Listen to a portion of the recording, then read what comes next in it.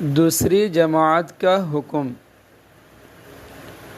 درج ذیل شرائط پائے جانے کی صورت میں ایک مرتبہ جماعت ہو جانے کے بعد اسی مسجد میں دوسری جماعت مکروہ تحریمی ہے۔ دوسری جماعت مکروہ تحریمی ہے۔ نمبر 1، محلے کی مسجد ہو اور عام راہ گزر پر نہ ہو۔ محلے کی مسجد کی تعریف یہ ہے کہ وہاں کا امام اور نمازی متعین ہوں۔ محلے کی مسجد ہو، عام راہ گزر پر نہ ہو، دوسری جماعت اس مسجد میں کرانا یہ مکروہ تحریمی ہے۔ دوسری شرط، پہلی جماعت بلند آواز سے اذان و اقامت کہہ کر پڑھی گئی ہو۔ پہلی جماعت بلند آواز سے اذان و اقامت کہہ کر پڑھی گئی ہو تو اسی مسجد میں دوسری جماعت مکروہ تحریمی ہے۔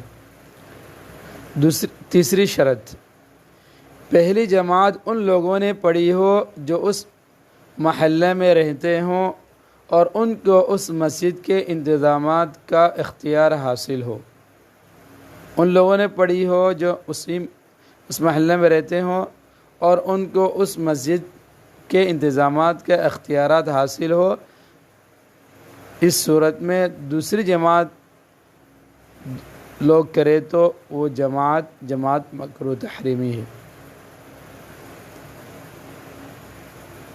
چوتھی شرط، دوسری جماعت اسی حیت اور اہتمام سے ادا کی جائے جس حیت اور اہتمام سے پہلی جماعت ادا کی گئی ہو۔ مثلا محراب میں پڑھی جائے، محراب میں امام کھڑے ہو کر پیچھے مقتدی کھڑے ہوتے ہیں، اس طرح جماعت کرائی جاتی ہے۔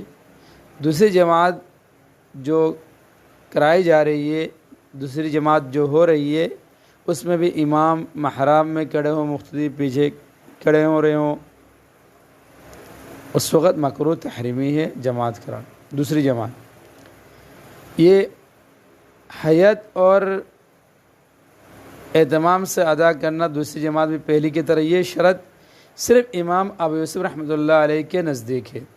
امام صاحب رحمۃ اللہ علیہ کے نزدیک حیت بدل دینے کے باوجود کراہت رہتی ہے۔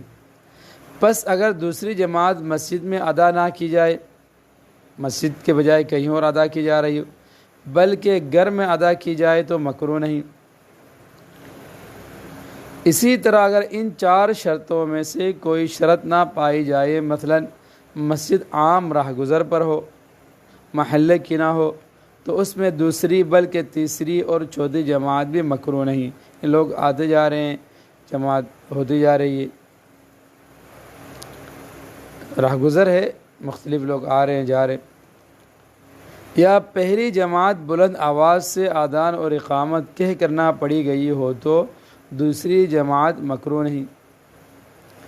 یا پہلی جماعت ان لوگوں نے پڑھی ہو جو اس محلے میں نہیں رہتے، نہ ہی ان کو مسجد کے انتظامات کے اختیارات حاصل ہے۔